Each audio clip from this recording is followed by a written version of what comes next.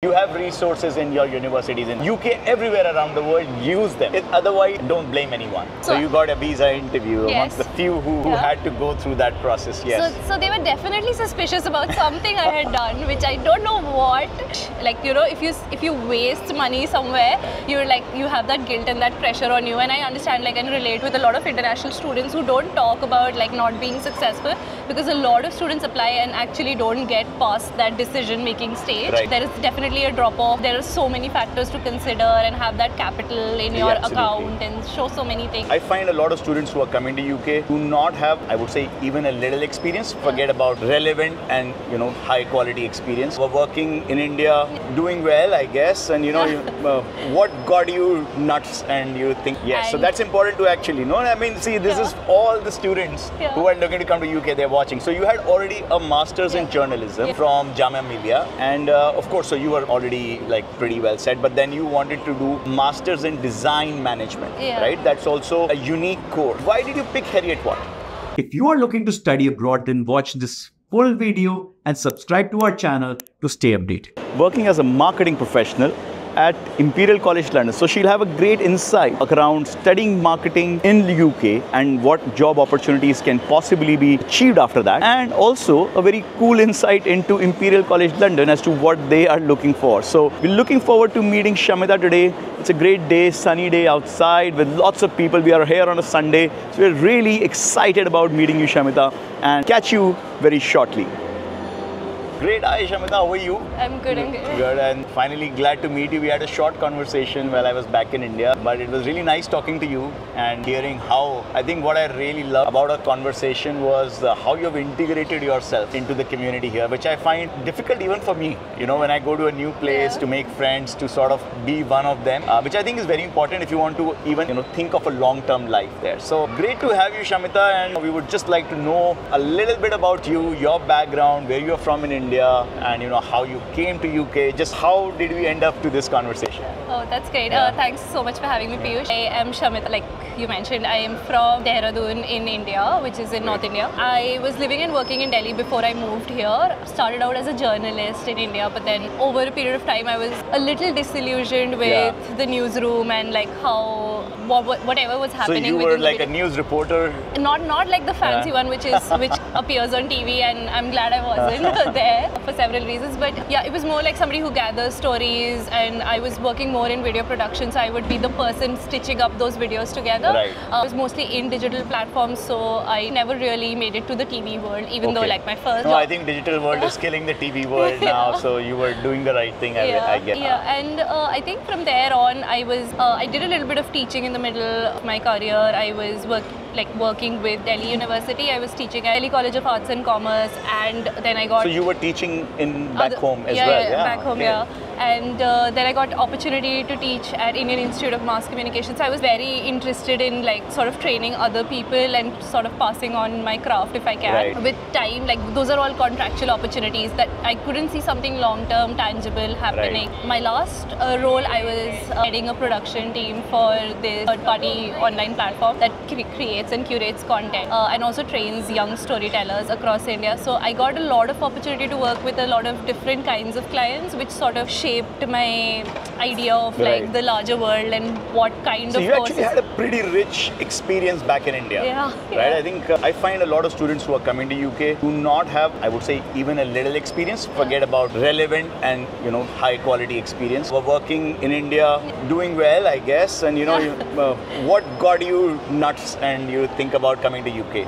Yeah, I think overall, like my career journey, now I see it like it was, in reflection, it was of course definitely like a lot of different experiences packed into one. But I definitely feel it set ground for, like set the tone for what I would pursue here. I did an MSc in design management. I was applying for courses here in the UK for about a year or so, but I didn't want to do the basic management course because I already had a master's in journalism in India from Jamia Millia Islamia. Yes, so that's important to actually know. I mean, see, this is all the students who are looking to come to UK, they're watching. So you had already a master's in journalism from Jamia Millia, and of course, so you were already like pretty well set, but then you wanted to do masters in design management, right? That's also also a unique core. You also, said the same. We want to go a bit more deeper also into why did you pick design management? I know you haven't shared, but you are from University of Birmingham. No, from Heriot-Watt University. So from Heriot-Watt University. So you're from Heriot-Watt University, and so what got you to select Heriot-Watt University? Design management.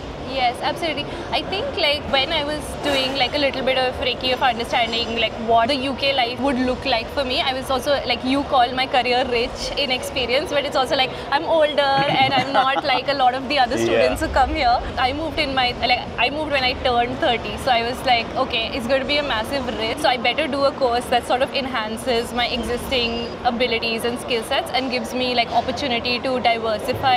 If I want to land a job in the UK, they're not going to go for someone who has like who is mostly a generalist. So I was trying to look for some specific courses, and also for courses that were a little affordable, that were a little accessible for everybody's needs, and which had like a curriculum where I got to do projects that were tangible. So I was like, I didn't want to completely switch off working. So design management, for people who don't know, it's like for people who are already in the creative industries and are looking to segue into like business and management skills, but want to continue producing something within those creative industries. And I thought, so it's kind of like a management specialization, but in the creative field. Yes. Right. So it is not a general management, which a lot of students do, like global business management or international business management. It's a very specific masters for management in creative fields. Yes, absolutely. And it also had like an offer of like integrating a lot of like sustainable design management practices, integrating change management and like strategic management practices that a lot of companies and like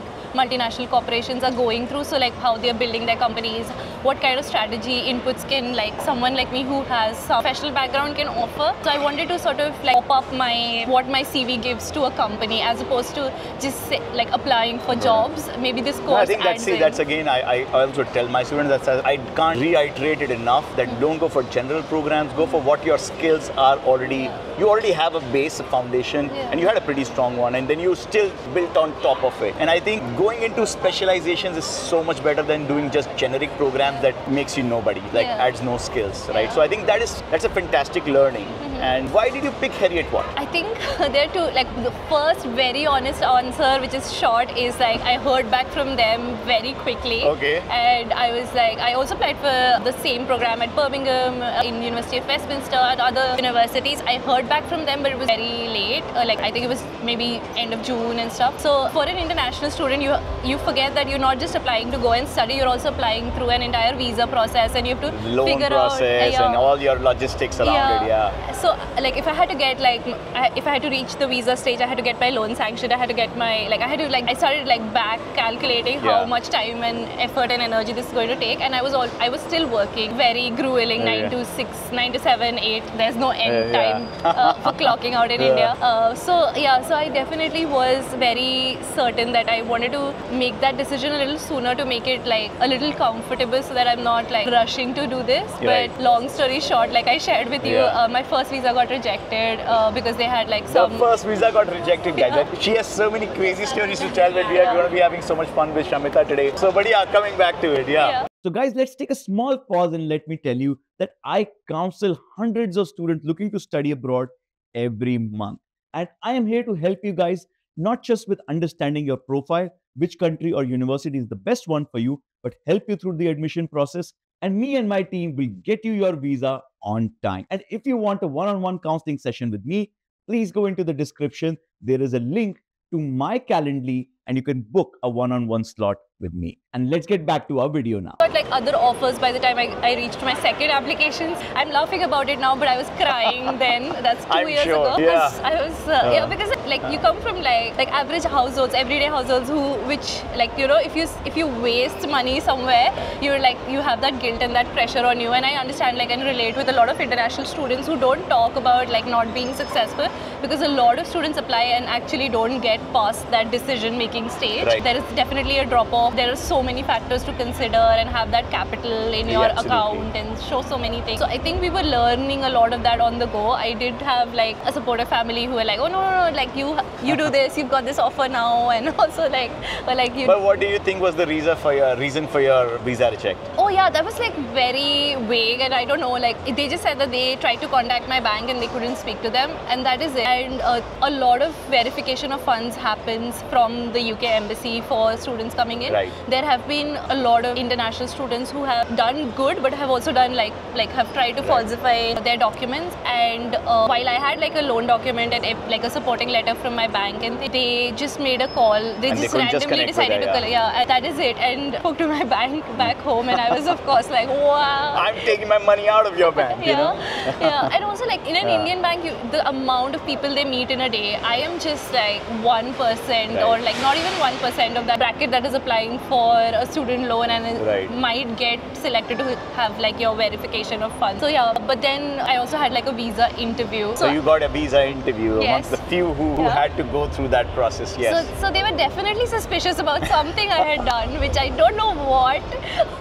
And I was like, I understand if you like, they're thinking like somebody younger is being like, you know, taking this risk and has not thought it through. So the embassy does definitely try to like really question you and really make sure that you when you're sitting in that visa interview, even if it's like virtual, you are sweating and you're like, oh my God, what are they asking me? And it's usually very basic questions, but because we come from like a weaker passport country, we always are on such high alert. And I can't stress enough about how like people need to just really relax and share their journey and be like really confident about the facts and the paperwork they've presented, but it's a lot of paperwork. And then next time, did you do anything different, or just it was the same thing? This time the bank picked up the call. The bank did not get a call, but this time they did send another letter to me, like the bank just verifying that, oh, like sorry about this, but we can verify that this person has this much amount of minimum funds with us. She's like a loyal customer, whatever. Like they wrote that and like printed it in a nice fancy like letterhead, very big and bright for them again to like really reiterate that this is something that's not like, this is not any fishy business that's happening here. So I think like genuinely I feel the second time around also I got a visa interview, which is I don't know why. You know, there's something wrong with this girl.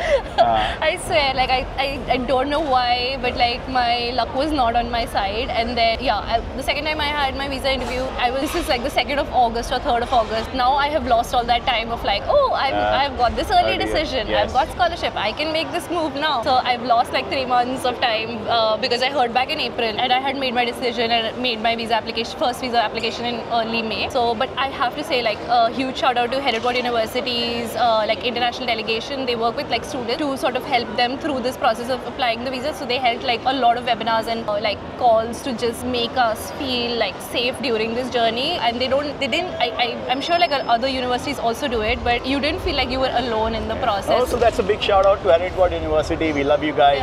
Very positive feedback from Shamita, and I think it's always great when the students speak for you.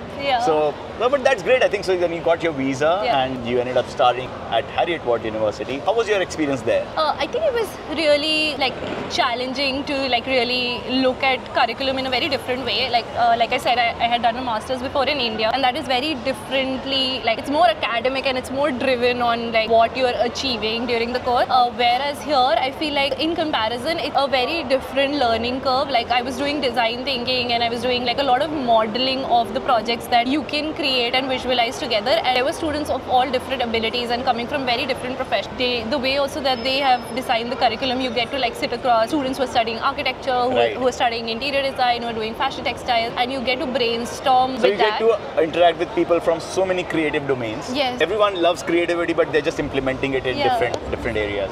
So I feel like if I had been like in that silo of just like doing my course of like just doing like my assignments and stuff, which is like, it would have been nice, but just having that sort of exposure sort of helps you, sort of pushes you. And these are like, again, like students who are younger than me, 7-8 years, and they're like really fresh out of their home and their experience. So it's really nice to be able to, because if you're sitting in an office like the whole time in India, like I think that was one of my primary reasons to sort of start learning again, was to like put myself in a space where I can sort of push myself to start creating something different. Otherwise, all the sort of content and stories start looking the same if you've been doing it for a really long time. And if you're So do you got to still keep continuing creating as you wanted, practice what you were learning, and the university gave opportunity for doing so? Yes, and I feel like they have like a lot of universities in the UK do push that. They have like people who help you from the word, like the moment you start, they give you opportunity to speak to people who can help you sort of adapt your CVs to the UK market. And I would say like a lot of people don't utilize that. And I was like very, I can tell you, guys, again, so when I say it, don't think that I am blabbering, you know, Shamita is saying exactly the same thing. You have resources in your universities in UK, everywhere around the world, use them. Otherwise, don't blame anyone.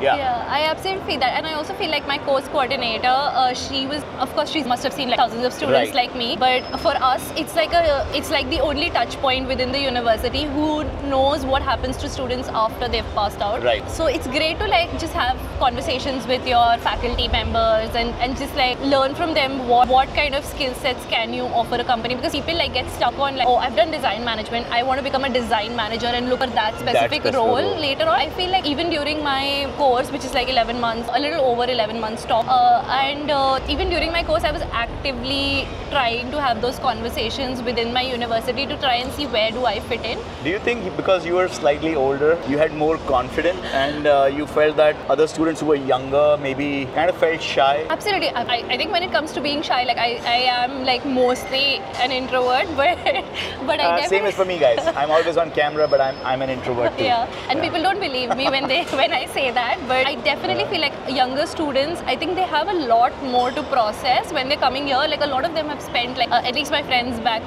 from Hertford University, this was the first time they were ever living outside their home or away from their parents, or like, or even if they had like a little bit of work experience a couple of years, this is the first time they've made this huge transition to a new country. And I feel like I was living away from home for almost 8 or 9 years before I made this. So if you like this content, please subscribe to our channel and I will see you all in the next video.